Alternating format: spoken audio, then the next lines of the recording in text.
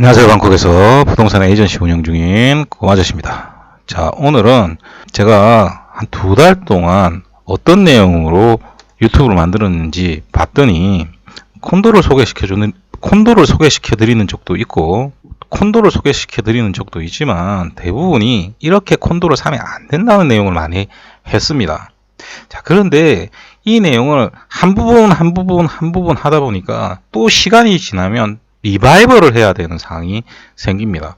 왜 그러냐면 보시는 분들은 하나 보고 또 하나 보고 이 시기에 나왔던 하나 보고 이런 식으로 하거든요. 그러니까 전체적인 걸 보지 않기 때문에 그런 현상이 생기고요. 그러다 보니까 콘도를 샀을 때 이점이라든지 아니면 다른 부동산을 샀을 때 이점, 뭐 수익률이라든지 세금이라든지 이런 얘기를 해드리고 싶은데 전체적으로 주의점을 주로 이야기를 하게 되는 경향이 많더라고요. 그래서 오늘 하나로 통합해서 여러분들한테 이야기를 해 드리겠습니다.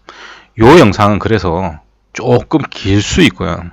제가 의식이 좀 가는 대로 이야기를 해 드릴 겁니다. 그래서 여러분들 중에서 태국 부동산, 콘도를 비롯해서 태국 부동산에 관심이 있으신 분들은 끝까지 들으시면 가이드라인을 많이 잡아 드릴 겁니다. 그리고 이 정도 내용도 보기 싫다 그러시면 제 컨텐츠는 안 보시는 걸 추천을 드리겠습니다. 제 컨텐츠는 저도 압니다. 예쁜 콘도 영상 찍어서 보여주고 예쁜 집들 영상 찍어서 보여주면 조회수 팍팍 올라갑니다. 근데 저는 유튜브로 먹고 사는 사람이 아닙니다. 저는 여기서 법인 하면서 에이전시를 운영하는 사람이지 유튜브로 수익을 얻으려고 하는 사람이 아닙니다. 그래서 심지어 저는 광고 설정을 할 때 중간 광고도 안 넣고 있습니다. 그런 자극적이고 아무런 도움도 되지 않는 내용을 가지고 여러분들한테 알려드리지 않습니다. 그렇기 때문에 오늘 내용은 정말 관심 있고 태국 부동산 하고 싶은데 불안하고 잘 모르고 그래서 쉽사리 접근하지 못하시는 분들 보시면 굉장히 도움이 되실 겁니다. 그리고 제 회사를 통하지 않고 콘도를 사신 분들은 제 영상을 안 보시는 걸 추천을 드립니다. 보시면 마음 아픈 내용들이 좀 많이 나올 겁니다. 그리고 이번 영상은 화면 안 보셔도 되고요. 그냥 귀로 들으셔도 충분하기 때문에 좀 길더라도 끝까지 들어주시길 부탁을 드리겠습니다. 먼저 가장 근본적으로 태국에 콘도를 비롯한 부동산을 사서 망하는 이유가 뭐냐면요. 여러분들이 그냥 한국에서 하던 방식대로 접근해서 그렇습니다. 이거는 태국뿐만이 아니라 다른 나라에도 똑같이 적용된다 보시면 됩니다. 그래서 해외에 나와서 부동산 투자를 해서 실패하는 근본적인 원인은 여러분들이 꼭 한국적으로 무조건 접근을 합니다. 자, 왜 그런지 지금부터 예를 가지고 설명을 해 드리도록 하겠습니다. 한국에서 여러분들이 부동산을 산다라고 합시다. 쉽게 설명하기 위해서 아파트를 산다라고 합시다. 돈 벌기 위해서 재건축 아파트 이런 거 막 복잡한 계산해 가지고 하는 거 말고 그냥 일반적으로 여러분들이 아파트를 사서 투자를 한다라고 하면 돈 계산하고 뭐 그런 거 말고 어떤 아파트를 사야 되는가는 이미 여러분들이 어느 정도 다 알고 접근을 하게 됩니다. 그러면 우리가 어떻게 접근을 합니까? 쉽게 그냥 반포동에 유명한 아파트죠. 레미안 퍼스티지 가지고 설명을 한번 해보겠습니다. 네이버에 칩니다. 그럼 이렇게 나오죠. 그러면 정보 다 나오고 실거래가 그래프까지 다 나옵니다. 그죠? 그 다음에 안에 딱 들어가 봅니다. 매물도 다 나와요. 그러면 거래 방식, 매매, 면적 아무거나 한번 해봅시다. 요거 하면 엄청나게 큰 가격 차이가 나진 않습니다. 물론 1억, 2억, 3억, 4억 크지만 이 금액의 전체로 봤을 때는 그렇게 큰 가격 차이가 나는 건 아니죠. 자, 그러면 어떻게 합니까? 전부 다 공인중개사지 않습니까? 자, 이게 마음에 든다. 그럼 요거 이렇게 보시면 되지 않습니까? 그죠? 쫙 나옵니다. 그죠? 그럼 여기 중개사분 나오죠. 그래 전화해서 물어보면 됩니다. 그리고 이거 볼 필요도 없죠. 그냥 단지에 가셔서 단지 내에 상가 부동산이라든지 아니면 그 주변에 있는 부동산에 들르시면 됩니다. 그러면 거기서 다루는 매물 다 똑같습니다. 들어가서 내가 여기 보러 왔다. 그러면 가격대 어느 정도인지 다 알지 않습니까? 그러면 면적이 어느 것 찾느냐. 타입에서 조금 갈리니까 그런 것만 좀 상의하고. 그러면 뭐 합니까? 중개사분이 컴퓨터에서 매물 있냐 확인하고, 내 매물이 아니면 다른 중개사한테 연락해서 계약 안 됐냐, 그러면 볼 수 있냐, 그럼 몇 개 보면 되지 않습니까? 이렇게 해도 아무 상관이 없어요. 한국에서는 뭐 상가를 하는 것도 아니고 땅 사는 것도 아니지 않습니까? 이 레미안 퍼스티지에 내가 조금 좋은 거, 그리고 가격 조금 낮게 사면 그게 장땡이지 않습니까? 그런데 이건 반포동도 아니고 반포동에서 레미안 퍼스티지 아파트에 한정돼서 찾기 때문에 이게 가능한 겁니다. 그리고 확장을 하더라도 내가 반포동에서 뭐 예를 들면 반포 자이하고 비교를 한다거나 이런 식으로 할 수는 있습니다.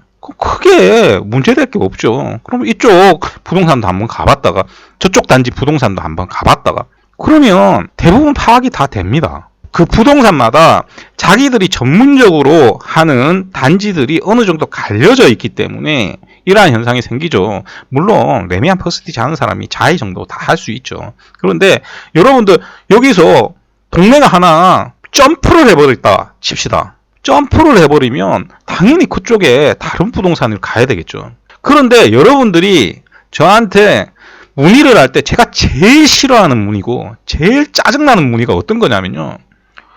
문자로 안녕하세요 하지 않습니까? 그럼 제가 문자로 뭐라고 보내냐면 안녕하세요 보내고 상담 받으실 내용을 남겨주세요라고 합니다. 그러면 콘도 한 3군데만 추천해 주세요. 아무 내용도 없고.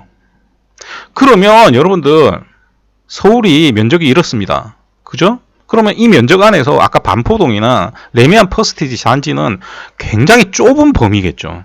그렇지 않습니까? 자, 그런데 방콕은 서울보다 훨씬 면적이 큽니다. 그냥 추천해달라고 하면 이 방콕 전체를 놓고 뭘 어떻게 추천해 줘야 되는지가 나오질 않는 겁니다. 그러면 저 같은 경우에 다른 내용들을 질문을 안 합니다. 제 블로그에 있는 상담시 유의사항 있지 않습니까? 그거 딱 보내드립니다. 그럼 연락 안 옵니다. 진짜입니다. 그렇게 해서 연락 온 사람 본 적이 없습니다. 몇 개만 추천해 주세요. 이 전체에서 내가 그분이 돈이 얼마 있는 줄 알고 추천을 해줍니까? 그렇지 않습니까? 그런데 다른 사람들은 어떻게 하겠습니까? 저처럼 안 됩니다. 이런 얘기 안 해요. 아, 예. 뭐 어떤 거 찾으시는데요? 이렇게 들어가지 않습니까? 그러면 결국 당신 돈이 얼마 투자를 할 거냐? 이게 제일 중요해요. 결국은 그게 제일 중요합니다. 왜? 콘도가 가격이 다 다르니까. 아까 레미안 퍼스티지처럼 특정한 면적이 있으면 가격대가 거의 비슷비슷하게 나오질 않아요. 이 넓은 면적에서 예를 들어서 3억짜리 투베드룸이면 몇 개나 있겠습니까? 어마어마하게 많겠죠. 특정을 할 수가 없는 거예요. 자, 그런데 여러분들한테 조금 심화적으로 들어가가지고 물어보면 뭐 내가 3억 있는데 투베드룸 찾습니다. 그렇게 얘기하지 않습니까? 그러면 또 니즈를 또 물어보게 되겠죠. 그러면 이분 한다는 소리가 대부분 똑같아요. 아속에서 가까운데 시내에서 멀지 않았으면 좋겠어요. 그래서 여기를 안 벗어나요. 여기를 안 벗어나려고 그래. 여기를. 이 넓은 데 다 놔두고 요 안에서 발버둥을 칩니다. 근데 재미난 건 실수요하는 게 아니에요. 실수요하면 이해나 해. 실수요하는 게 아니라 투자하는데 돈만 되면 되는데 여기를 안 벗어나려고 그래요. 그러면 해주는 사람이 어떻게 해주겠습니까? 이 안에서 금액 되는 대로 찾아가지고 그냥 보여주는 겁니다. 저처럼 다른 얘기 안 해요. 금액 맞춰서 보기에 로케이션 좋고 이쁜 콘도 보여주면 그게 끝입니다. 그러면 여러분들이 100개를 본들 뭐만 봐? 주변에 뭐 있나? 그리고 퍼실리티 좋나? 콘도 이쁜가? 그거 보고 지금까지 사온 거예요. 그래서 죄다 망한 겁니다. 여러분들 제가 콘도 하나 보여드리겠습니다. 여기가 아속이죠. 그렇지 않습니까? 아속입니다. 여기 아속 여기에요. 여기가 터미널 21입니다. 여기에 한국 사람들이 많죠. 터미널 21 가면 그냥 한국 사람들 많이 볼 수 있지 않습니까? 자, 그런데 여기 보시면 셀레스 아속이라고 있죠. 여기 아속역 주변에는 콘도가 많지는 않습니다. 여러분, 요 셀레스 아속 위치 보면 여러분들 좋아 보이죠? 이게 로케이션이 좋은 걸까요? 나쁜 걸까요? 이 로케이션 좋은 콘도가 아니에요. 이 로케이션이 왜 안 좋은지 여러분들이 판단할 수 있으면 굉장히 이 방콕에 대해서 어느 정도 로케이션을 보실 줄 아시는 분입니다. 두 번째로 여기 보시면 무니크 스쿤빌 23이 있어요. 요 뒤에 있는 콘도입니다. 요 뒤에 있는 콘도. 요쪽에 있는 콘도입니다. 요거는 가격이나 위치가 좋은 걸까요? 나쁜 걸까요? 이것도 위치, 가격 다 안 좋은 콘도입니다. 세 번째로 여기 보시면 터미널 21 있고 요 뒤에 보시면 애쉬톤 아속이라고 있습니다. 이미 이 콘도는 건설 취소가 됐고 왜 취소가 됐는지 제가 전부 다 알려드렸고요. 그걸 빼고 그냥 로케이션만 보면 여러분들 한국분들 봤을 때는 어마어마하게 좋은 콘도예요. 로케이션으로만 보면 돈 없어서 못 사는 콘도잖아요. 그런데 이 콘도는 정말 별로 안 좋은 콘도입니다. 그래서 태국 사람들한테 인기가 없었고요. 애쉬톤 아속은 로케이션 문제가 아니고 다른 문제가 있습니다. 콘도의 구조적인 문제가 굉장히 심각한 콘도입니다. 이거는 나중에 들으시면 다 자연스럽게 나옵니다. 그리고 제가 제일 많이 로케이션으로 예를 드는 경우 여기 보시면 SS 싱하 콘도라고 있습니다. 그죠? 이게 싱하 컴플렉스 콘도입니다. 왜 싱하 컴플렉스 콘도냐면 여기 보시면 싱하 컴플렉스가 있죠. 여기가 본사입니다. 싱하 맥주 있죠. 거기 본사입니다. 그리고 요 콘도는 이 싱하라는 회사의 건설 파트가 있습니다. 거기에서 만든 콘도입니다. 자, 여기 컴플렉스 아래는 보시면 미용실도 있고 음식점도 있고 쇼핑몰처럼 되어 있습니다. 그리고 전철역 있죠. 폐차부리역. 그 다음에 여기 보시면 에어링크 있습니다. 더블 역세권이죠. 그러니까 그리고 여기가 아속이지 않습니까? 아속에서 가까워요. 여기는 시나까린 대학이죠. 이처럼 좋은 로케이션에 콘도가 어디 있습니까? 그죠? 근데 이건 문제점의 종합 선물 세트입니다. 겉모양 엄청 좋아요. 먹고 싶게 지어놨죠. 그런데 전체적으로 보면 로케이션이 완벽함에도 불구하고 다른 문제점이 종합 선물 세트예요. 무슨 얘기냐? 겉모양만 보고 로케이션만 보고 콘도를 사면 그냥 망하는 겁니다. 이거 사신 분들 꽤 많아요. 죄송하지만 나중에 파실 때 좀 고생하셔야 됩니다. 가끔씩 저한테 가끔씩도 아니죠. 한 달에 한 번은 연락 옵니다. 상담을 하다 보면 얼마짜리 찾으세요? 라고 물어보잖아요. 그러면 2억 이하예요. 그렇게 얘기합니다. 제가 그러면 요즘은 2억 이하로 사시려면 좀 외곽으로 많이 나가셔야 되고요. 현재는 제가 2억 이하로 팔고 있는 게 없습니다. 그럼 얼마 정도 있어야 되나요? 한 2억 5천 정도는 가지고 계셔야 할 수 있습니다. 이렇게 얘기를 드리잖아요. 그러면 한 5천만 원 정도는 가능합니다. 그러거든요. 그러면 의뢰를 하시겠습니까? 라고 물어봅니다. 그러면 그분이 알겠습니다 하고 뒤에 무슨 얘기를 하느냐 저한테 통로에 살 수 있나요? 라고 물어봅니다. 그러면 저처럼 사장님 통로에 어떤 콘도 보셨어요? 더 방콕이요. 사장님 더 방콕에 화장실 정도 살 수 있습니다. 대놓고 말합니다. 저는. 아 그런가요? 그러면 다른데 좀 좋은 데로 알아봐 주십시오. 아속 가까운 데로. 환장합니다. 그분이 잘못은 아닌데 저는 환장합니다. 없거든요. 그래서 잘못해서 뭘 사냐. 통로 아닌 통로 콘도. 직선길로 오면 가까워 보이거든요. 이쪽에 있는 콘도들. 이 콘도들을 판매를 할 때 판매하는 사람들이 뭐라고 했냐면 이 시나까린 위로 대학도 가깝다라고 했습니다. 아무 상관없습니다. 그러니까 여러분들이 그냥 지도상으로 보니까 많이 가까워 보이죠. 아무 상관이 없고요. 여기서 통로는 이쪽입니다. 여기하고 여기는요. 다른 동네입니다. 여기 통로 로드니까 끝자락에 가까이 붙어 있다고 통로가 아닙니다. 직선거리로 끄어서 걸어서 한 20분 걸린다고 여기 통로가 아닙니다. 부동산적으로. 그리고 에까마에 보면 요 북쪽에 있죠. 요 C 에까마이 같은 콘도들 있지 않습니까? 그리고 요 밑에 보면 새로 짓는 콘도도 하나 있어요. 이것도 멀어요. 이쪽 북쪽에 있는 에까마이 로드에 있잖아요. 이거 자세히 보세요. 여기에 콘도가 있으면 얘가 이쪽으로 가려면 어떻게 가야 됩니까? 어떻게 가야 돼요? 이쪽에서 이렇게 못 들어갑니다. 어디로 해서 가야 됩니까? 저 밑으로 내려가서 가든지요. 아니면 돌아야 돼요. 로케이션도 꽝이고요. 여기 있는 콘도들은 여기 있는 콘도들보다 더 안 좋아요. 그냥 에까마이라 써져 있으니까 에까마이가 아닌 겁니다. 그런데 이거 왜 사냐? 앞에 얘기했잖아요. 싸거든. 여러분들이 그렇게 접근을 하니까 거기에 맞춰서 싼 콘도를 전부 다 판매를 하고 있기 때문에 여러분들이 잘못된 콘도를 사는 겁니다. 그런데 이게 뒤에 들으시면 아시겠지만 싼 콘도냐? 전체 가격을 보니까 그냥 싼 콘도지. 가격 구조면에서 싸냐? 그게 아닙니다.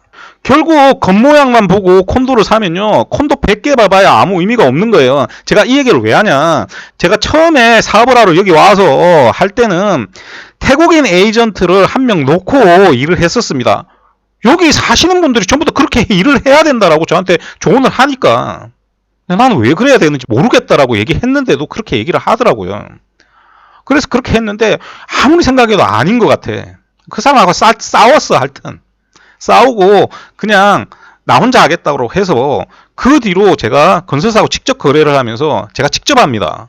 그러니까 내용물을 제가 다 알아요. 첫 번째로 왜 잘못하냐면 여러분들이 가격 체계를 전혀 모릅니다. 자, 한국 같은 경우는 가격이란 게 정해져 있습니다. 두 가지로. 하나는 분양가. 분양했을 때 가격은 공개가 다 되어 있지 않습니까? 한국은. 태국은 그런 거 없어요. 그리고 분양가가 생기면 그 분양가가 변합니까? 아니잖아요. 태국은 수시로 변합니다. 가격이 분양을 했을 때부터 수시로 변합니다. 그냥 고정되어 있지 않아요. 두 번째, 리세일 시장 있지 않습니까? 리세일 시장. 앞에 보였듯이 한국은 검증할 수 있는 게 굉장히 많아요. 태국은 검증할 수 있는 게 없습니다. 여러분 계속 얘기하는데 부동산 사이트의 가격을 믿으면 안 된다니까. 그건 통계도 없어요. 걔네들 특히 가끔씩 부동산 사이트 중에서 이런 사이트들이 있습니다. 제가 말씀드렸죠. DD 프로퍼티처럼 이렇게 치면 잘 나와 있네. 여기 보시면 프로퍼티 스카우트라고 돼 있죠. 얘네들이 지금 올려놓은 물건이죠. 이게 오픈이라서 그렇습니다. 이 사이트는. 자, 그런데 이 회사를 치면요, 이렇게 나옵니다. 그죠? 자, 이렇게 나옵니다. 이거 그냥 회사입니다. 회사. 그냥 부동산 회사예요. 저희들도 이런 데다가 물건 줘요. 그러면 여기 물건 주면요, 저희들 커미션 한 푼도 나눠 갖지 못해요. 그래도 저희 고객들 거 팔거나 임대 놓을 때 이런 데도 팔으라고 줍니다. 저희들도. 그러면 이걸 받아다가 얘네들이 관계된 에이전트들 있지 않습니까? 걔네들이 파는 거예요. 그래서 대표적인 경우가, 자, 여기 보시면 나와 있죠. 커미션 60% 주고 사람 모집해서 하는 겁니다. 그래서 어떤 사람은 여기에도 포함되어 있고 저기에도 포함되어 있고, 자기가 직접 컨트롤해서 뭔가를 하는 게 아니고요. 이런데 물건 나와 있는 거 그냥 파는 겁니다. 회사들이 어마어마하게 많잖아요. 그러면 그 회사들 중에서 한 5개만 발 넣고 있으면 물건이 쭉 볼 수 있잖아요. 그러면 어떻게 합니까? 여러분들이 3억 있다라고 하면 그 3억 중에 찾는 거예요. 그냥 유닛을 제가 꼼꼼히 가격까지 다 해서 유닛으로 제가 여러분들한테 제공을 하죠. 콘도를 제공 안 해요. 저는 그 뒤에 나옵니다만 콘도를 제공하면 안 돼. 그 안에서도 유닛을 골라갖고 여러분한테 주는데, 여러분들이 그런 식으로 접근을 하니까 그냥 가격에 맞춰서 그냥 겉모양 좋고 아속 가깝고 여러분들 좋아할 만한 거 잡아가지고 그냥 주면, 아니 어떤 내용으로 차이져 있는지 하나도 안 본다니까. 그래서 제가 말씀드렸잖아요. 태국에 와서 부동산 한다고 에이전트 만났는데 노트북 켜놓고 뭐 찾고 있으면 그 사람은 그냥 버려야 돼. 제대로 일하는 사람이면 그렇게 노트북 올려서 사이트 보고 뭘 찾을 수가 없어요. 그런데 여러분들은 그렇게 해주길 원해요. 여러분한테 아무짝에 도움이 안 돼. 자, 다시 돌아와서 가격이 멈춰 있지 않다라고 했지 않습니까? 그래서 어떻게 되냐면 분양을 처음 시작을 하지 않습니까? 그러면 가격이 제일 쌉니다. 원래 제일 싸고, 그리고 나서 외국인 커터가 많이 팔리지 않습니까? 그러면 외국인 커터 가격이 좀 더 가파르게 올라갑니다. 쉽게 얘기해서 태국인 커터는 6개월에 한 번씩 가격을 조금씩 올렸다면 외국인 커터는 잘 팔리면 비싸게 팔아도 되잖아요. 왜? 앞에 얘기했듯이 그냥 금액에 맞춰서 사니까. 비싸게 팔든 말든 알게 뭐야. 전체 금액만 보는데. 그러니까 얘네들이 금액을 조금씩 올려요. 거기다가 중국이나 미얀마나 이렇게 이전해 놓는, 자기 나라에서 돈을 빨리 빼야 되는 나라들은 그냥 자기 금액에 맞는 거 있으면 그냥 삽니다. 그래서 온라인 5에 스퀘어 미터당 20만만 넘게 주고 사는 거잖아요. 중국 애들. 정신 나간 짓이지. 그렇게 금액에 맞춰서 그렇게 사게 되니까 얘네들이 외국인 커터가 잘 나간다라고 하면 6개월에 한 번씩 가격 올릴 걸 3개월에 한 번씩 가격을 올리는 겁니다. 조금씩. 그러면 어떤 문제가 발생하겠습니까? 외국인 커터와 태국인 커터의 가격 차이가 점점 벌어지겠죠. 그래서 끝날 때가 되면요. 외국인 커터와 태국인 커터 가격이 많이 벌어져 있는 경우가 많습니다. 특히 최근에는. 왜냐하면 태국 사람들은 제가 말씀드렸죠. 과거의 경험적으로 왜 과거에는 콘도를 3년 안에 짓는다라고 하면 3년 안에 못 짓고 5년 걸리고 여러분들 잘 아는 파크24 있죠. 파크 오리진 프롬퐁. 원래 왜 파크24냐 하면 그 회사가 망했어요. 그리고 오리진이 그걸 인수해갖고 지었습니다. 짓는데 7년인가 걸렸어요. 그러니까 이런 경우들이 지방 가면 더 많고요. 예전에 방콕에서 꽤 많았기 때문에 완성이 되고 나서 태국 사람들은 삽니다. 왜? 대출을 받아갖고 사게 되고요. 대출이 110%까지 나옵니다. 그러니까 완성도도 확실하지 않은 걸 미리 사려고 하는 경우가 그렇게 많지 않습니다. 특히 실수요인 경우는 그렇게 많지가 않아요. 그래서 보통은 1년 정도 지나고 그때서부터 한 3년 차까지 요 사이에 주로 콘도들을 삽니다. 그러면 이미 어떤 시스템이 다 돼 있고 어떻게 돼 있고 관리도 어떻게 돼 있는지 다 나오지 않습니까? 근데 그때 되면 태국인 커터와 외국인 커터의 가격 차이는 많이 벌어져 있는 겁니다. 여기서 더 위험한 게 있죠. 외국인 커터는 다 팔렸는데 태국인 커터가 잘 안 나가. 그러면 엄청나게 큰 문제점이 생기겠죠. 왜? 태국인 커터를 다른 걸로 조금씩 할인을 해주기 시작합니다. 그래서 유닛 선택하는 것도 중요하고요. 층도 중요하고 다 중요해요. 그 중요하지 않다라는 사람은 부동산 할 줄 모르는 사람입니다. 그냥 금액에 맞춰서 저 층도 괜찮아요. 아니에요. 저 층이 괜찮은 경우는 특수한 경우지 일반적인 경우에서는 그렇지 않습니다. 그래서 유닛도 선별을 잘해야 됩니다. 왜 유닛을 선별을 잘해야 되냐면 앞에 얘기했듯이 외국인 커터하고 태국인 커터가 정상적이라도 어느 정도는 차이가 납니다. 요거를 극복하려고 하면 다른 것들로 극복을 해야 되겠죠. 그래서 유닛 선정이 굉장히 중요해지고 면적 선정도 굉장히 중요해지는 겁니다. 그리고 인테리어 할 때 어떻게 얼마를 들여서 인테리어를 해야 되고 그리고 관리를 어떻게 해주냐에 따라서 이 정도 갭은 무시할 수 있다 정도 되는 콘도들만 거래를 해야 되는 겁니다. 그런데 그걸 여러분들이 알 수가 있습니까? 이거 알려줍니까? 아무도 안 알려줘요. 이 얘기를 계속 하는 사람이 저 빼고 누가 있습니까? 자, 그런데 더 큰 문제가 있죠.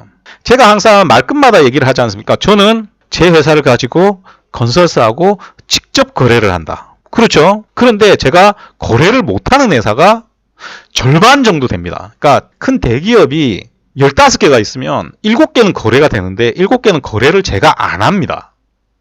그리고 거래를 하는 회사들 중에서도 프로젝트마다 조금씩 달라요. 요거는 못하는 것도 있고 하는 것도 있고. 왜 그러냐면 분양하는 주체가 달라서 그렇습니다. 분양하는 주체는 크게 세 가지로 보시면 됩니다. 첫 번째가 건설사 분양팀, 또 건설사의 자회사들이 있습니다. 큰 회사들은 자회사들이 있어요. 그런데 이 자회사와 분양팀은 조금 다르게 봐야 될 필요가 있습니다. 무슨 얘기냐면 예를 들어서 오리진이나 MQDC 같은 경우는 판매팀과 따로 되어 있는 게 아니고요. 그 자회사가 판매팀하고 똑같이 합니다. 그러니까 두 가지 일을 한꺼번에 하기 때문에 자회사 애들이 판매팀인 겁니다. 그런데 AP나 산시리는 자회사 따로고요. 판매팀 따로입니다. 산시리의 외국인 마케팅 팀하고는 아예 다른 조직입니다. 물론 AP도 아예 다른 조직이지만 AP는 그거보다는 조금 더 연결되어 있고요. 예전에는 AP 같은 경우가 BC에서 사면 더 비쌌습니다. 당연하잖아요. 그게 에이전트들이 중간에도 많고 버글버글 하거든요. 그러니까 다시 돌아와서 같은 자회사라고 해도 회사에 따라서는 분양팀에게 사는 게 훨씬 이득인 경우가 있는 반면 분양팀과 자회사가 구분이 안 되는 회사들도 있습니다. 그래서 이것도 분리해서 봐야 되고요. 요까지는 괜찮습니다. 이제부터 문제점이 생기는데 외국인 커터와 태국인 커터가 판매하는 주체가 다른 경우입니다. 이게 최악의 문제죠. 제가 자주 얘기했죠. 이런 경우가 어떤 경우가 있냐면 태국 회사들 중에서 이제 하는 경우 있습니다. 예를 들면 슈퍼시암 이런 회사들이 콘도를 독점적으로 판매를 하는 경우가 있습니다. 이건 돈 주고 하겠죠. 대표적인 경우 이거 들으시면 깜짝 놀랍니다. 제가 판매하고 가장 좋아하는 콘도가 여기 보시면 포레스티아스 있죠. 포레스티아스 보면 위스덤 콘도가 있습니다. 그럼 위스덤 콘도 잘 보시면 콘도가 3개죠. 그죠? 요 중에서 제가 판매하는 거는 딱 한 동입니다. 한 동. 왜 한 동이냐? 2동은 슈퍼시암에서 판매를 합니다. 한 동만 분양팀에서 판매를 합니다.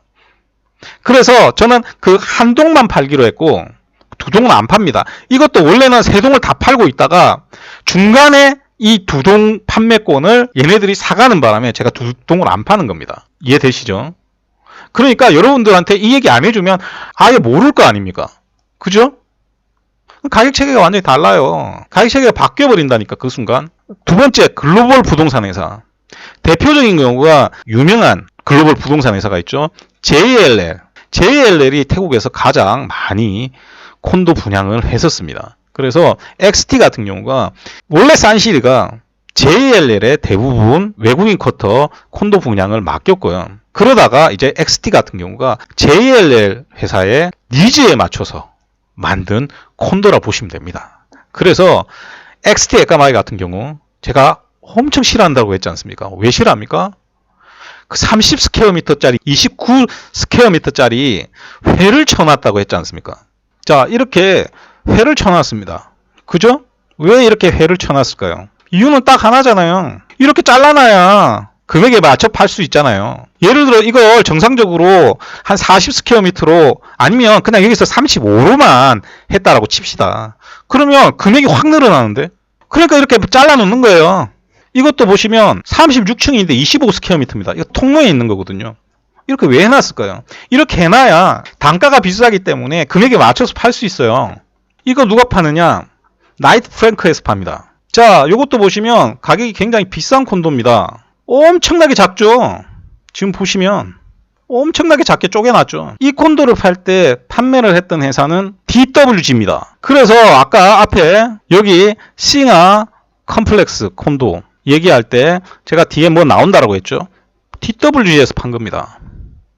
DWG에서 대부분 어디서 팔았냐? 한국에 있는 부동산 회사를 통해서 산 겁니다. 태국도 팔고 필리핀도 팔고 말레이시아도 팔고 베트남도 팔고 캄보디아도 팔고 미얀마도 팔고 이런 회사들 있죠. 글로벌 부동산 회사 해가지고 그런 회사들이 대부분 어디서 물건을 받을까요? 어디서 물건을 받겠습니까? 여러분들 곰곰이 생각을 해보십시오. 이거 사신 분들 제가 많이 만나봤는데 그분들이 대부분 그렇게 합니다. 근데 참 안타까운 건 뭐냐 하면 그분들 얘기합니다. 내가 딱 보니까 여기에 전철 있고 본사 있고 아속 가깝고 막 로케이션 설명을 막 합니다. 너무나 잘 산 것 같지 않냐면서. 그런데 제가 그래 DWG에서 사셨죠? 그러니까 한국에 DWG가 있더라고. 그냥 광고 보고 산 거잖아요. 뭐 자기가 사, 자기가 골라. 그러면서 한다는 소리. 아니야. 내가 가서 봤어. 직접 가가지고 확인해 보니까 더 이상 하고 싶은 얘기가 없습니다. 그러니까 이 동네에 맞지도 않는 가격을 가진 콘도를 사게 되는 겁니다. 지금은 글로벌 부동산 회사들이 많이 빠졌습니다. 콘도를 많이 안 해요.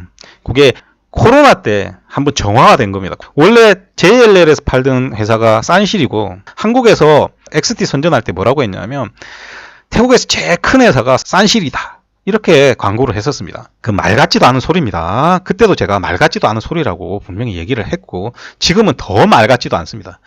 왜냐하면 산실이가 주가가 그때보다 더 떨어졌기 때문에 지금은 몇 등일지도 모르겠습니다. 자, 그리고 그때 당시에 DWG에서 팔던 대표적인 회사가 바로 오리진이었습니다.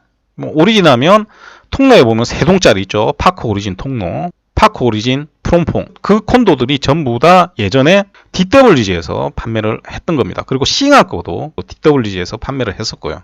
그래서 지금도 예를 들면 통로에 오시면 파크 오리진 통로 있죠. 그 앞에 새로 짓고 있지 않습니까? 통로 월드라고. 그거는 본사에서 판매 안 합니다. 외부에 있는 회사가 판매를 합니다.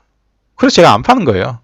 그런데 여러분들은 콘도에 가면 콘도를 판매하는 주체가 누군지도 모르지 않습니까? 더 있습니다. 최악의 경우 제가 설명을 드릴게요. 지방 같은 경우는 건설사가 작지 않습니까? 그러면 건설사가 방콕의 대기업만큼 분양팀을 만들 수가 있겠습니까? 없겠습니까? 방콕도 그거 마케팅 하는데 돈이 많이 드니까 분양권을 넘기는 거거든요. 글로벌 부동산 회사가 하게 되면 전 세계에 망을 만들 수가 있지 않습니까? 그래서 전 세계에 팔 수가 있기 때문에 그렇게 하는 건데, 지방 같은 경우는 그것도 안 되고요. 그렇다고 해서 본사팀을 만들자니까 돈이 많이 들잖아요. 그리고 걔네들이 홍보 능력이 생기거나 할 수가 없습니다. 왜 그러냐면 지금 오리진 애들이 전부 다 푸켓에 가 있습니다. 예전에는 푸켓에 있는 콘도들을 그쪽에 있는 부동산들이 분양팀으로 들어와서 판매를 했었습니다. 근데 요즘 푸켓이 제일 화랑이거든요. 그러니까 푸켓에 많이 파니까 이제 얘네들이 거기 가서 직원을 모집해서 푸켓에 있는 직원을 만든다고 교육시키러 다 가 있습니다. 간부들이. 이런 사실을 알려주는 사람 없죠. 그런데 조그마한 데서는 팀을 만들기도 되게 힘들어요. 그러니까 어떻게 하냐면 조직을 그냥 끌고 들어와 판매를 하는 겁니다. 앞에 얘기했죠. 원래 푸켓에서는 어떻게 했다고? 부동산 중에 큰 회사들이 있습니다. 그 회사들에 들어와서 판매를 대행해 주는 겁니다. 유니폼만 딱 입고. 그러니까 한국어로 따지면 상가 분양을 하면 상가 분양하는 애들, 전문적인 애들이 팀을 가지고 와서 들어와 갖고 상가 분양을 하게 되고요. 미분양 아파트 같은 경우도 그런 식으로 해서 들어와서 판매를 하게 되겠죠. 그래서 뭐가 문제냐면 그런 식으로 들어와서 계약 맺고 들어오니까 1년 후에 다시 연락하면 매니저가 없어요. 다른 사람으로 바뀌어 있어. 가보면 팀이 싹 바뀌어 있어요. 그리고 가격도 갑자기 원래 1년 전에 받았던 가격하고 천지 차이야. 엉망진창입니다. 그 저번에 제가 파타야 한번 훑어드리면서 그런 콘도도 되게 많았지 않습니까? 그런 경우입니다. 자, 그러면 이 상황에서 여러분들 가격 왜곡이 얼마나 많이 일어나겠어요? 어마어마하게 일어나겠죠. 근데 이게 태국만 그런 게 아니고요. 다른 나라 더 심합니다. 태국은 양반입니다. 자, 그런데 여기서 여러분들이 굉장히 조심해야 되는 부분이 뭐냐면요. 예를 들어서 원래는 글로벌 부동산에서 판매를 했었다라고 합시다. 그런데 지금은 걔네들이 철수를 하고 직접 건설사 분양팀이 판매를 하게 됐다. 이랬을 때 두 가지 문제점이 있는데, 하나는 얘네들이 당연히 중간 단계가 크니까 외국인 쿼터 가격이 태국인 쿼터 가격보다 훨씬 비쌀 거 아닙니까? 그러면 이제 팀이 바뀌었죠. 그럼 이거 낮춰도 되잖아요. 그래서 실제로 낮춰버리는 회사들도 있습니다. 그러면 앞에 산 사람 망하는 거죠. 다행히 산실이나 오리진은 그렇지는 않았습니다. 대신에 뭐 관리비 몇 년치 빼주고 뭐 그런 식으로 해서 약간 디스카운트 해주고 그렇게는 했었습니다. 자, 그리고 이런 것들은 아예 여러분들이 알 수가 없는 것들이 있습니다. 어떤 거냐면 콘도가 이렇게 있는데 우리가 40층이라고 가정을 합시다. 그러면 글로벌 부동산 회사에서 판매를 했을 때 어떻게 판매를 하냐면 전체를 놓고 그냥 오는 대로 주는 게 아니고요. 가격이 다 달라야 되니까 층을 끊어서 팝니다. 보통 한 3층씩 끊어서 팔거든요. 그러면 40층에서 39층, 38층을 외국인 쿼터로 하고 그 밑에를 태국인 쿼터로 하고 다시 외국인 쿼터로 하고 그렇게 하지 않습니까? 그러면 가격 체계가 이렇게 돼 있죠. 뒤에 얘네들이 빠지고 나서 본사팀이 들어와서 판매를 한다라고 칩시다. 그러면 가격 체계가 이렇게 돼 있었잖아요. 그러면 이제는 층 구분 안 하고 그냥 판다. 그러면 이제 외국인도 원래 태국인 쿼터였던 것도 살 수가 있지 않습니까? 그러면 곰곰이 생각을 해봅시다. 잘못하면요. 앞에 얘기했듯이 40층부터 끊었으니까 37층, 36층, 35층이 태국인 쿼터잖아요. 그 밑에 가면 34층, 33층, 32층이 외국인 쿼터죠. 원래는. 그랬으면 이 아래층에 있던 유닛들이 가격이 더 비쌌을 거 아닙니까? 그러면 32층을 37층보다 더 비싸게 사는 경우가 생깁니다.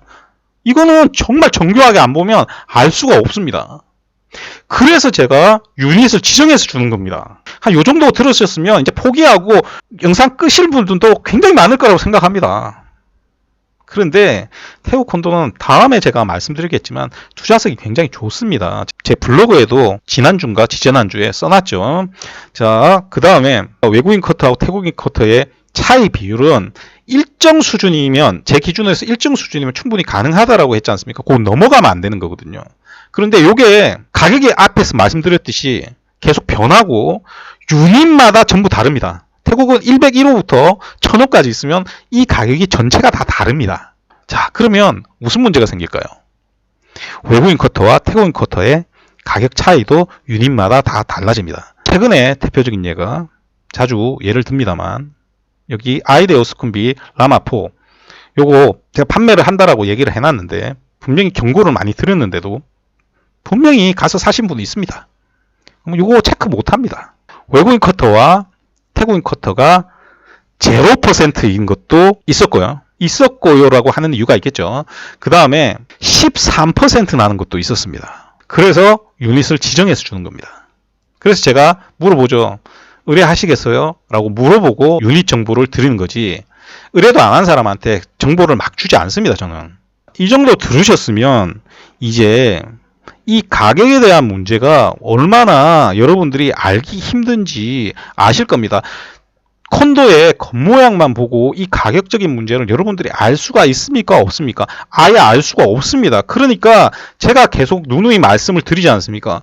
콘도 와서 구경 100개 해봐야 아무런 의미가 없어요. 아무런 의미가 없다니까요. 여러분들 실수하시는 분들 가끔씩 그 얘기해요. 아, 나는 내가 살 건데 뭐 좀 가격 떨어지고 해도, 나중에 가면요 제가 물어봅니다. 아, 그래도 뭐 손해는 안 보셔야 될 거 아닙니까? 아, 손해 안 보면 좋죠. 사람 다 똑같다니까요. 한국에서 할 때도 아파트 할 때 똑같이 그렇게 얘기를 합니다. 다 얘기하잖아요. 살기도 좋고 가격도 좀 올랐으면 좋겠다고. 그래서 여러분들 앞에 얘기했던 통로 아닌 통로 판매를 했던 것도 한국에서 여러 회사들 파는, 여러 나라 파는 부동산에서 판매를 했고요. 앞에 TWG 같은 것도 판매를 할 때도 그런 회사들이 했고요. JLL을 판매를 할 때도 그런 회사들이 했습니다. 그래서 이 외국인 커터를 분리해서 외부팀이 파는 게 얼마나 위험한 건지 여러분들이 아셔야 되는데, 여러분들이 외부팀이 파는지 안 파는지를 모르죠. 심지어 외부팀이 파는데도 그냥 사지 않습니까? 큰 회사인데. JLL만 해도 찾아보시면 무지막지하게 유명한 회사죠. 그 다음에 최고로 문제가 많이 되는 거, 리세일. 가끔씩 리세일 콘도 사신다는 분 계십니다. 이 리세일 콘도 사신다는 분도 대부분 이 범주 안에 들어갑니다. 앞에 얘기 처음에 했던 거 금액에 맞춰서 콘도를 사려고 하니까 이쪽 부분에 자기가 맞는 콘도가 없죠. 돈이 부족하니까 없습니다. 그러니까 어떤 생각을 하냐, 특히나 여기에 오래 사신 분들이 그 얘기를 많이 합니다. 오래된 콘도가 방이 넓다. 그러니까 선택의 여지다. 말 같지도 않은 소리입니다. 물론 여기서 정착을 하셔야 되는 분들 중에 가족이 있어서 내가 멀리 못 간다, 그래서 어쩔 수 없이 그런 콘도들을 임대받는 것들은 제가 이해를 합니다만 사는 거지 않습니까? 근데 왜 하냐? 그런 걸 소개시켜 주는 사람도 있고요. 왜? 여러분들이 원하니까. 자, 그런데 이게 여러분들 잘 생각해야 되는데, 그런 콘도도 사면 안 되고요. 대부분 살 수도 없어요. 그러니까 아는 게 없으니까 그런 거 소개시켜 주는 겁니다. 근데 이거 어떻게 소개시켜 주는지 압니까? 대부분 지인들이 제일 많아요. 여러분들이 여기 태국에 누구 아는 사람이 있다고 그 사람한테 부탁하잖아요. 그 사람이 부동산 하는 사람입니까? 아니잖아요. 나 해줄게. 그러면 아는 부동산한테 물어갖고 하는 거잖아요. 그러면 리세일은 가격을 알 수가 없어요. 그냥 가격이 싸다는 거잖아. 넓은데 오래됐으니까. 근데 그 가격이 맞다는 걸 어떻게 알아요, 여러분이? 오래된 콘도 리세일 팔려고 하면 굉장히 힘들기 때문에 커미션도 더 많이 받습니다. 그러면 훨씬 비싼 가격에 파는 거잖아요. 오래된 콘도를 사면 안 되는 이유는 여러 번 설명을 해드렸는데, 그냥 오늘 가격적인 것만 가지고, 그리고 구성적인 것만 가지고 얘기를 해드리면 서로 나눠 먹는 거예요. 제가 어떤 것까지 봤냐면, 파타야에서 연락 와가지고 자기 친구 콘도를 거래를 해주는 건데, 등기 치려고 하는데 서류 뭐 필요하냐 물어보는 인간도 있었습니다. 친구는 이 사람이 친구라서 이 사람한테 부탁했는데, 이 사람은 뭐 한 겁니까? 서류도 모르고 아무것도 모르는 사람이 도와준다라고 그러고 있다라고 하면 이유는 뭘 것 같아요? 가끔씩 그 얘기하는 사람도 있다고 하더라고. 난 본 적이 없는데, 콘도 왜 사냐? 무반 사면 2, 3억이면 좋은 집 사는데 2, 3억짜리 무반 좋은 집 살려고 하면요, 한참 가야 돼요. 여러분 여기 보시면 파랗죠? 여기가 논만 있는 게 아니에요. 보시면 절반은 집이에요, 집. 여기 보시면 무반도 많아. 봐. 전부 무반이잖아요. 콘도 양하고 비교도 안 돼요. 무반은 그냥 값쌀수록 안 팔려요. 공급량이 너무 많기 때문에. 뭐 무반이야. 내가 부동산 업자는 아닌데 오래 살아서 도와줄 수는 있다. 더 이상 얘기를 하고 싶지가 않습니다. 그런 거에 대해서. 다시 리세일 시장으로 돌아오면 왜 가격을 모르느냐. 한국은 부동산 사이트들이 있지 않습니까? 그러면 이렇게 해서 공인중개사가 올리게 됩니다. 그렇기 때문에 가격들이 전부 다 일정해요. 그리고 최근에는 제가 한 10년 정도 한국을 떠나서 허위 매물이 얼마나 있는지 모르겠지만 부동산 사이트마다 허위 매물이 그렇게 많지는 않을 거예요. 특히나 임대가 아니라 매매라면 그렇게 많지 않다라고 봅니다. 근데 태국은 아예 달라요. 그냥 아예 다르다니까. 애초에 유니마다 가격을 다 다르게 팔았잖아요. 부동산 사이트 절반이 허위 매물이니까 어떻게 가격을 알 거야. 그냥 싸니까 사는 거예요. 가격에 맞춰서 사는 거는 똑같은 겁니다. 그리고 지금부터 얘기하는 건 결정적인 문제인데 올해부터는 사실상 리세일을 하기가 힘듭니다. 그리고 그전에도 리세일은 하기가 힘들어요. 한국 사람들은 힘든 겁니다. 지금부터 왜 힘든지 이 얘기 들으시면 리세일 하겠다는 생각을 안 할 겁니다. 첫 번째, 과거처럼 은행에서 계좌 만들기가 쉽지가 않아요. 제가 재작년까지는 은행 계좌를 2개를 만들어 줬습니다. 근데 작년부터는 은행 계좌를 하나밖에 못 만들어 주고 있습니다. 안 만들어 주니까. 그런데 이거는 우리가 건설사하고 거래를 해가지고 짠 옷이 나왔을 때 만드는 겁니다. 과거에는 SPA만 있어도 충분히 만들어줬지만 요즘은 거의 안 만들어줘요. 자, 그럼 여기서 큰 문제가 발생하죠. 우리가 잔금을 넣고 계약금을 넣고 이렇게 해야 되지 않습니까? 그러면 억대로 돈이 들어가는데 건설사하고 거래를 하면 건설사 통장으로 바로 넣죠. 왜? 믿을 수 있으니까. 계좌 있으신 분들이 자기 계좌로 넣었다가 빼는 게 더 복잡한 겁니다. 그 잘못 전달되면 그러면 큰 문제도 생기고요. 실제로 그런 부분도 봤습니다, 저는. 한국은행에서 승인을 받아야지 외환을 넣을 수가 있지 않습니까? 그럼 외환을 넣을 때 한국에서 은행에서 보는데 그냥 계약서만 보고 넣어주느냐? 아닙니다. 다른 서류들도 같이 첨부를 해야 돼요. 그러면 이게 건설사 계좌를 줘서 건설사로 보내게 되면 은행원이 봤을 때 전부 다 확인이 되잖아요. 그런데 개인으로 돈을 넣었을 때는 이 돈을 맞지도 않는 걸 빼돌리는지 어떻게 하는지 알 수가 없죠. 개인 리세일 거래를 한다라고 하면 은행에서 내가 설령 통장이 있어서 내 통장으로 넣었다가 빠진다 하더라도 그 잘 보내주겠습니까? 안 보내주겠습니까? 우리가 외환 보낼 때 왜 승인을 받냐면 돈을 떼먹을까봐, 실제로 부동산에 쓴다라고 하고 부동산에 안 쓰고 돈을 해외로 빼돌릴까봐, 빼돌려서 증여를 하고 빼돌려서 딴 데 쓰고 할 수가 있지 않습니까? 그것 때문에 그렇게 하는 겁니다.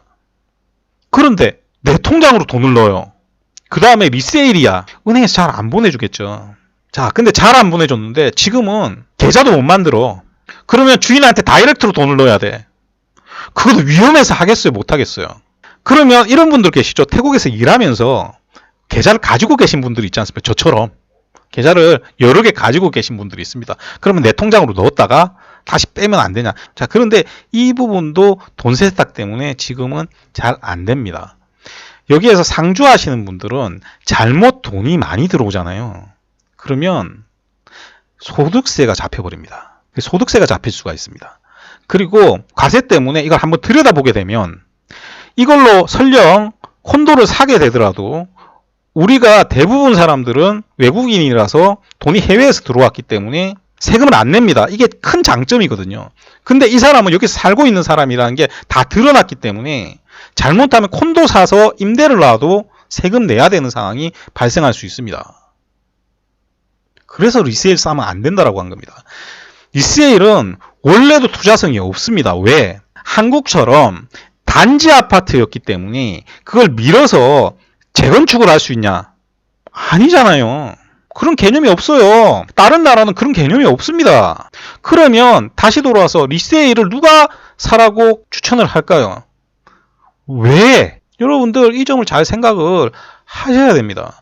그래서 제가 여기 와서 초창기에는 이 사람 저 사람 다 만났지 않습니까? 요즘은 그런 얘기하면 안 만나줍니다만 초창기에는 그냥 대면 상담 다 해줬습니다. 그러면 자기들이 콘도 보고 와서 그것 때문에 저한테 만나자는 사람이 오르막이 많았습니다. 그러면 그 사람들은 다행인 게 의심을 한 겁니다. 자기 친구가 태국 에이전트 데리고 콘도를 보여줬는데 이 콘도를 보여줬어요. 보면 15년, 12년 본인도 이상했던 거지. 오늘 너무 오래되니까 요 정도만 해도 충분히 여러분들이 위험성이 뭔지 아셨을 겁니다. 이 모든 원인이 어디에서 나옵니까? 여러분들이 봤을 때 이 모든 원인은 두 가지입니다. 첫 번째, 여러분들이 한국에서 하던 방식대로 해외에 나와서도 똑같이 하는 겁니다. 마치 반포레미안 버스티지 사러 갈 때 하는 거하고 똑같은 걸 이 방콕 전체를 놓고 여러분들이 하고 있는 겁니다. 그것도 구조도 다르고 판매 방식도 다르고 가격 체계도 다른데 이 얘기 해주는 사람 다 한 명도 없었을 겁니다. 지금까지. 그래서 여러분들이 제가 콘도를 이걸 판다라고 내놓지 않습니까? 예전에는 아예 안 가르쳐 준 적도 있었습니다. 근데 요즘 내놓는 이유가 뭐냐면 여러분들 가서 사세요. 한번 사보세요. 어떻게 되나. 제가 유리까지 지정해 준다고 그렇게 얘기를 하면 제가 지껏 팔아먹으려고 그런다. 저도 팔아야 먹고 사는데 근데 좋은 거 주는 겁니다. 문제 안 되는 거. 거기다가 제가 관리까지 다 해주잖아요. 제가 왜 관리해 주겠습니까? 관리를 해줘야 여러분들이 실질적인 수익이 생깁니다. 그런데 여러분들이 가서 사잖아요. 그러면 앞에도 얘기했잖아요. 0%도 있고 12%도 있다라고 하지 않았습니까? 요즘요 나오는 콘도들이 대부분 10%가 넘어요. 마지막으로 콘도 두 개만 얘기를 해드릴게요. 풋나위티 여기 보시면 내동 거의 다 지었죠. 이 스카이라이즈라는 콘도입니다. 이게 예전에 처음 팔 때는 태국인 쿼터가 10만 바트도 안 했습니다. 근데 제가 요거 판매를 하려고 하다가 판매를 포기했거든요. 사실 요것도 있고 지금 보시면 여기 쇼핑몰 또 짓지 않습니까? 요거 제가 판매를 하려고 할 때는 요거 아직 공사도 시작 안 했을 때 알고 이걸 판매를 하려고 했었습니다. 가격이 워낙 싸니까. 그래서 제가 뒤에도 말씀드렸지 않습니까? 태국인 와이프가 있으신 분들은 요 콘도 사면 괜찮다라고 했습니다. 자, 그런데 제가 왜 판매를 못하냐면 이걸 외부 회사에서 1년 동안 팔았었습니다. 그러다가 계약 기간이 끝나서 가격을 확인해 달라고 했는데 처음에 여기 본사애가 몇 프로 차이 난다라고 했습니다. 그래서 그 몇 프로는 괜찮다. 그러면 보자 해갖고 촬영 다 하고요. 얘기 다 듣고 본인이 가서 외국인 컷하고 태국인 컷하고 확인을 했는데 와서 저한테 미안하다 하더라고요. 왜 그랬더니 15% 차이 나는데요. 그 뒤에 1년 정도 얘네들이 팔다가 지금 다시 외부 회사가 팝니다. 그래서 판매를 못하는 거고요. 여기 보시면 아속에서 쭉 내려와서 콘도를 짓고 있죠. 콘도 다 지었습니다. 제가 다음 주쯤 그 영상을 보내드릴 텐데 이 콘도를 제가 작년에는 팔았습니다. 그러니까 아속에서 한 구간이고 그리고 이쪽 지역이 지금 좋거든요. 근데 이쪽 지역이 가격이 갑자기 어마어마하게 비쌉니다. 가격대들이. 여기 원방콕이에요. 이쪽에 있는 콘도도 어마어마하게 비싸고 그렇거든요. 그래서 가격이 싸기 때문에 제가 판매를 했었는데 가격 조정을 한번 했었습니다. 그래서 그때부터 제가 판매를 안 했거든요. 왜냐하면 앞에 팔았던 가격보다 외국인 쿼터 가격이 높아졌지 않습니까? 그래서 판매를 중단을 했었습니다. 그리고 이제 다 완성이 되면 그때 보고 팝시다. 그리고 제가 판매를 일상 중단을 하고 올해 이제 완성이 될 때쯤 돼서 저희 고객들 집 확인하면서 다시 물어봤습니다. 물어봤더니 처음에는 얼마 차이 난다라고 얘기를 하더라고요. 그래서 그거 정상이네. 그리고 달라고 해서 가격을 받아서 다 확인을 했습니다. 그러니까 평균 몇 프로가 나오냐면 13%가 나옵니다. 그래서 야 평균 13% 나오는데 했더니 걔네들도 모르고 있더라고요. 그래서 메인 매니저한테 한번 물어봐라고 했더니 맞더라고. 13% 나오고 외국인 쿼터가 잘 팔리니까 가격이 계속 올랐다라고 얘기를 하더라고요. 제가 판매를 안 합니다. 지금은. 그때 1억 조금 넘는 콘도 제가 판매 포기했다고 했지 않습니까? 똑같은 상황인 거죠. 이런 경우가 어마어마하게 많습니다. 여러분. 그래서 제가 가끔씩 판매 콘도가 별로 없다 얘기하는 겁니다. 그리고 가끔씩 비싼 콘도만 한 번씩 얘기해 줄 때 있지 않습니까? 그때가 진짜 팔 콘도가 없는 겁니다. 비싼 콘도들은 차이가 없어요. 상식적으로 비싼 콘도가 1%만 차이 나도 어마어마하게 차이 나죠. 예를 들어서 20억짜리인데 1%만 차이 나도 2천만 원 차이 나는데 1억짜리 콘도면 10% 차이 나면 1,000만 원 차이예요. 그래서 가격이 낮을수록 차이가 많이 납니다. 여러분도 이 점을 알고 여러분들 접근을 해야 되는데 여러분들이 알 수가 없어요. 그래서 결론적으로 말씀드리면 여러분들이 선택할 거는 몇 가지 안 됩니다. 동남아에서 투자를 하려면 태국만 이런 게 아니기 때문에 되도록이면 한국에서 파시는 분들하고 사시지 마시고요. 현지에 가면 저처럼 일하시는 분들이 있습니다. 직접 법인 가지고 일하시는 분들이 있습니다. 구조는 다 똑같거든요. 그래서 그런 분들 중에서 내가 얼마에 어떻게 투자를 해야 되는데 라고 하면 그건 안 됩니다. 이렇게 하셔야 됩니다. 그건 안 됩니다. 이렇게 하셔야 됩니다. 하시는 분들 있지 않습니까? 그 사람들 진짜입니다. 그런 분들 찾아서 거래를 하시길 부탁을 드리겠습니다. 그리고 제가 누누이 강조하지 않습니까? 고마지 싫으면 여기에 태국 에이전트 중에 콘도도 관리 다 해주고 나중에 판매할 때까지 다 해줄 수 있는 사람, 그런 사람 찾아서 거래를 하시길 부탁을 드리겠습니다. 이런 거 하면 안 된다, 저런 거 하면 안 된다 하는 이유가 안타까워서 그렇습니다. 제 고객들은 왜 제가 안타까워서 그런지 다 압니다. 야, 여기 태국에 오면서 이 일을 시작하면서 했던 각오라든지, 그래서 지금도 100% 무료로 모든 콘도들을 관리를 해주고 있는 이유도 거기에 있습니다. 제 살 깎아먹는 거거든요.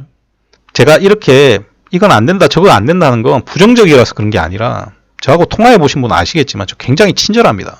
제가 정말 여러분들이 힘들게 번 돈 아깝게 날리지 마시라고. 여기 와서 잘못되면요, 그 부정적인 게 전체로 전이됩니다. 그래서 저는 여기서 오래 일을 해야 되기 때문에 그렇게 일을 하고 있다, 이렇게 생각해 주시면 감사하겠습니다. 이 긴 영상을 끝까지 봐주신 분이 있으시다면 정말 그분에게 감사하다는 말씀 드리겠습니다. 자, 오늘도 들어주셔서 대단히 감사드리고요. 이상 저는 방콕에서 고마저씨였습니다.